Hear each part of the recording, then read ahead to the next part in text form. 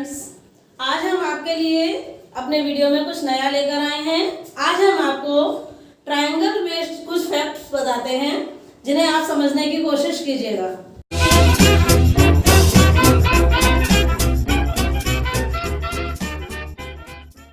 तो हमारा जो पहला फैक्ट है ट्रायंगल पर वो ये है कि हमारा ये जो ट्रायंगल है इसमें तीनों एंगल्स का प्लस 180 डिग्री होता है। ये हम सभी जानते हैं। मान लीजिए A B C, angle A plus angle B plus angle C is equal to 180 degree. ये हमारा इसका पहला पॉइंट है। दूसरा पॉइंट ये है कि अगर हमारे पास कोई भी ट्रायंगल गिवन है और इसमें हमारा ये एक एक्सटीरियर एंगल है, तो ये जो एक्सटीरियर एंगल होता है, मान लीजिए ए बी सी डी, ये जो एक्सटीरियर एंगल है वो है एंगल ए सी डी। ये जो होगा वो हमेशा angle B A C plus angle A B C, या कह सकते हैं ए बी डी, हमारा इन दोनों का एडिशन होगा। तो इस तरह से हम कह सकते हैं कि एंगल ए सी डी हमेशा ही दूसरे एंगल से बड़ा होगा। जैसा कि एंगल ए सी डी बड़ा होगा एंगल बी ए सी से, और कह सकते हैं कि एंगल ए सी डी बड़ा होगा एंगल ए बी सी से। तो ये हमारे ये जो पॉइंट्स निकल के आते हैं।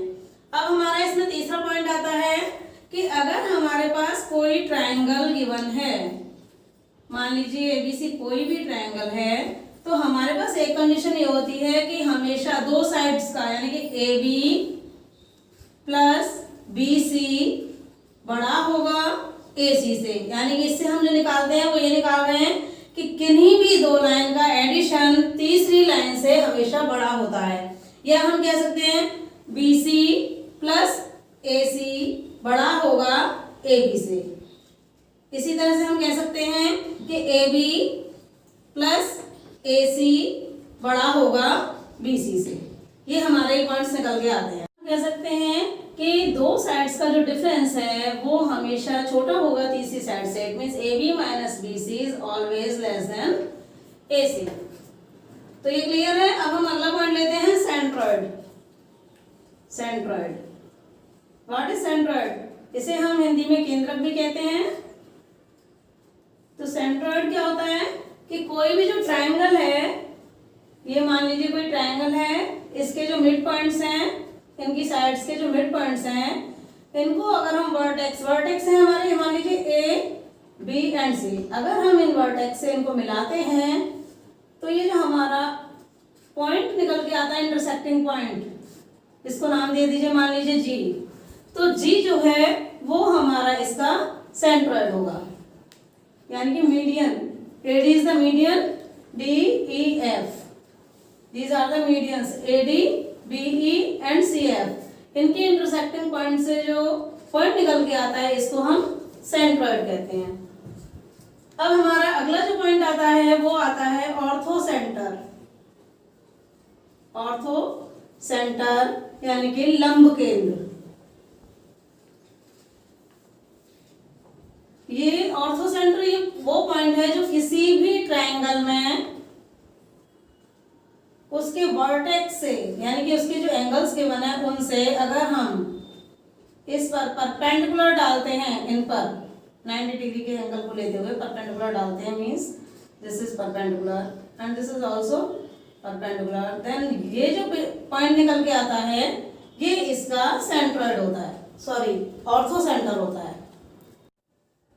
इन centre, now we find out what is incentre. Incentre वो पॉइंट होता है, कोई भी अगर हम ट्रायंगल लेते हैं तो उनके angles, these are the angles, इन एंगल्स का जो बाइसेक्टर होता है, bisector it means half of the angle, angles का जो बाइसेक्टर निकल के आता है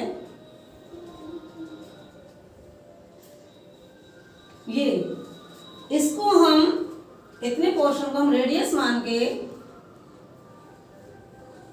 ये जो है हम तैयार करते हैं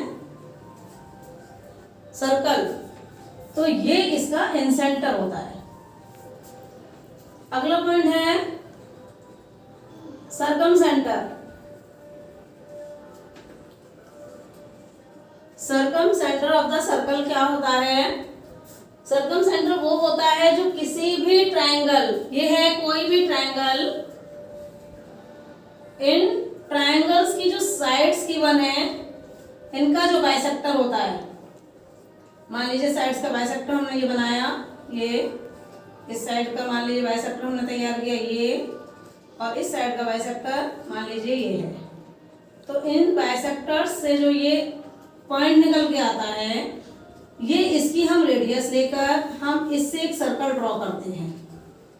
ये जो सर्कल ड्रॉ किया इस रेडियस को लेके ये आता है सर्कम सर्कल, और ये से कहते हैं हम circumcentre of the circle. This is the point. अब हम दो ट्रायंगल्स की कॉन्ग्रुएंसी निकालते हैं। What are the congruent triangles? तो कॉन्ग्रुएंसी निकालने के लिए पहला जो है, मान लीजिए दो हमारे पास ये ट्रायंगल गिवन है, A B C and D E F. ये हमारे पास मान लीजिए दो ट्रायंगल हैं। तो हमारे पास एक प्रॉपर्टी है SAS प्रॉपर्टी। SAS प्रॉपर्टी है, एक क्राइटेरिया है हमारा निकालने का कॉन्ग्रुएंसी। तो पहला कंडीशन है, अगर कोई भी साइड यानी कि मान लीजिए AB बराबर है करस्पॉन्डिंग साइड DE के, और दूसरी साइड है BC बराबर होगा EF के। अब हमने ये दो साइड्स लिए हैं, ये दो साइड्स यदि आपस में बराबर हैं और इनके बीच का जो एंगल है, एंगल B बराबर है एंगल E के, अगर ये कंडीशन आपकी क्लियर हो जाती है तो ऐसी कंडीशन में ये हमारे पास SAS कॉन्ग्रुएंसी होगी, यानी कि ABC triangle is congruent to triangle DEF। ये प्रॉपर्टी हमें याद रखनी चाहिए। दूसरी प्रॉपर्टी है हमारे पास SSS कॉन्ग्रुएंसी। दूसरी प्रॉपर्टी के लिए मान लीजिए हमारे पास ये ट्रायंगल गिवन है ABC एंड DEF। ऐसी कंडीशन में अगर मान लीजिए AB बराबर है DE के, ये गिवन है हमें पॉइंट, AB बराबर है DE के, BC बराबर है EF के, और AC बराबर है DF के। अगर ये तीनों पॉइंट्स क्लियर हैं, यानी कि तीनों साइड्स आपस में करस्पॉन्डिंग साइड के बराबर हैं, तो इसका मतलब है ट्रायंगल ABC कॉन्ग्रुएंट होगा ट्रायंगल DEF के by SSS congruency. Now the next is ASA property. ASA, अब इस क्राइटेरिया को कैसे देखेंगे, ये क्राइटेरिया कैसे हमारा क्लियर होगा? मान लीजिए किसी भी ट्रायंगल का angle in triangle ABC and in triangle DEF,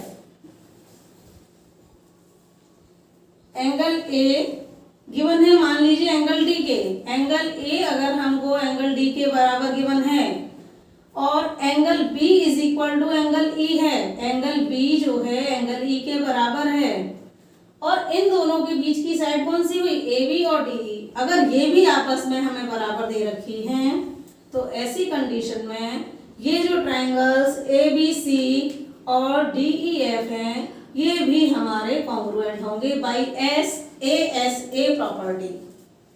अब हमारी जो अगली प्रॉपर्टी आती है वो आती है RHS प्रॉपर्टी। RHS यानी कि दो ट्रायंगल्स, राइट ट्रायंगल्स गिवन होंगे, कंडीशन है राइट ट्रायंगल्स की। इसके अंदर जो कंडीशन है वो ये है कि राइट एंगल यानी कि एक 90 डिग्री का एंगल होना चाहिए दोनों में। मान लीजिए ट्रायंगल ABC है और ये हमारा DEF है, तो in triangle ABC and DEF angle B is equal to angle E के, ईच 90 डिग्री। ये हमारा 90 डिग्री का एंगल है। दूसरा हाइपोटेनस, हाइपोटेनस जो होती है वो 90 डिग्री एंगल यानी कि राइट ट्रायंगल के जस्ट सामने वाली जो साइड होती है वो होती है, यानी कि AC is equal to DE। ये भी प्रॉपर्टी क्लियर है, सॉरी DF, ये भी प्रॉपर्टी क्लियर है। और एक एनी साइड वन, कोई भी एक साइड है, मान लीजिए AB बराबर पास क्लियर हैं तो इसमें RHS प्रॉपर्टी लगेगी और ये ट्रायंगल भी कॉन्ग्रुएंट होगा। अब मान लीजिए हमारे पास कोई ट्रायंगल है ABC, ABC हमारे पास कोई ट्रायंगल है, उसमें DE यदि हमको पैरेलल गिवन है यानी कि DE समांतर है BC के, तो ऐसी कंडीशन में जो प्रॉपर्टी होती है वो होती है AD upon DB is equal to AE upon EC। ये फर्स्ट। दूसरा पॉइंट ये भी हो सकता है AD upon AB, AD upon AB बराबर होगा AE अपॉन AC के। तीसरा पॉइंट ये भी हो सकता है कि AB अपॉन DB बराबर होगा AC अपॉन EC के। तो ये हमारे पास इसके 3 पॉइंट्स निकल के आ सकते हैं और इस थ्योरम को हम थेल्स थ्योरम के नाम से भी जानते हैं। पॉइंट है यदि हमारे पास कोई भी ट्रायंगल है ABC कोई भी ट्रायंगल है और इसके मध्य बिंदु यानी कि मिड पॉइंट AB का मिड पॉइंट मान लीजिए D है और AC का मिड पॉइंट मान लीजिए E है।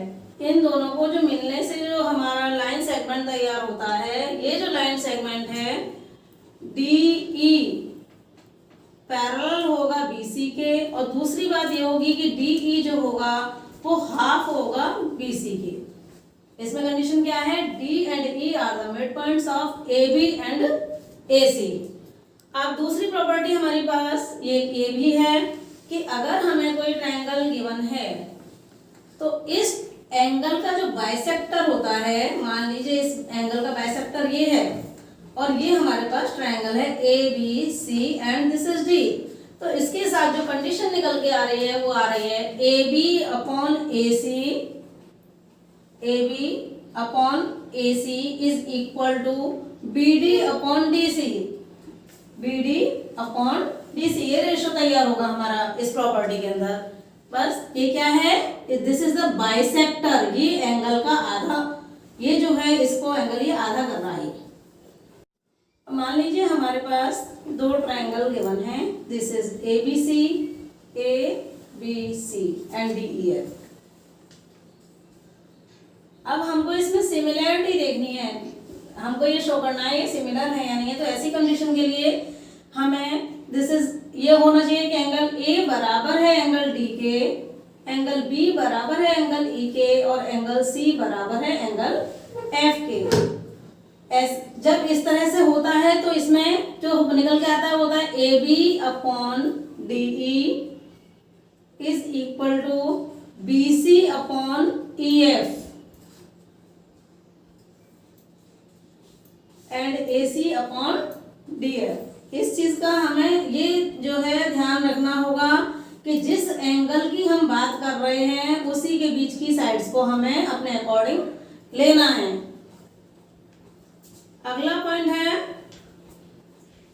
जैसे आपके पास कोई भी ट्रायंगल गिवन है, this is ABC and DEF, वही है ट्रायंगल ABC एंड DEF। ये अगर ट्रायंगल है तो angle D is equal to angle AK, angle E is equal to angle F के, B के। तो ऐसी कंडीशन में ये हमारा AA क्राइटेरिया से सिमिलर होगा।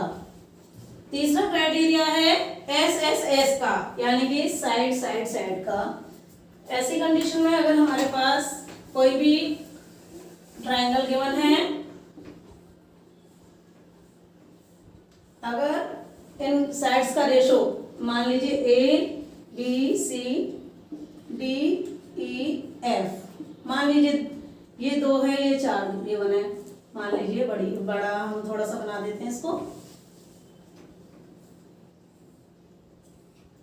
DEF मान लीजिए ये 2 है ये 4 है, ये 3 है मान लीजिए 6 दिया है और ये हमारा मान लो 4 है और ये 8 गिवन है। ऐसी कंडीशन में हमको जो सिमिलरिटी निकालनी होगी वो कैसे निकालनी होगी? हमको रेशो निकालना होता है। It means AB upon EF, हमको निकालना है AB upon EF is equal to कितना हुआ? 2/4, it means half. BC upon DF. This is equal to 3 upon 6. This is also half. And the next is AB upon, sorry, इसमें आ जाएगा AC upon DE is equal to 4 upon 8, यानी कि this is also half. ये तीनों ही half आ गए, mean same ratio है. इसका मतलब है AB upon EF is equal to BC upon DF is equal to AC upon DE. अगर इस तरह की कंडीशंस आती हैं तो इसमें ये जो ट्रायंगल है ABC, ये triangle ABC is similar to triangle DEF by which criteria? By SSS criteria. Next properties, ये दो ट्रायंगल गिवन है ABC and DEF. These are two triangles. We have to show the similarity by SES condition. तो angle मान लीजिए A angle D के बराबर है, A angle D के बराबर है, तो ऐसी कंडीशन में AB अपॉन DE बराबर होगा BC AC अपॉन DF के, AC अपॉन DF के. ये मान लीजिए कंडीशन हमारी वेरीफाई हो जाती है, तो इसका मतलब ये है कि triangle ABC is similar to triangle DEF. This is similar by SAS condition.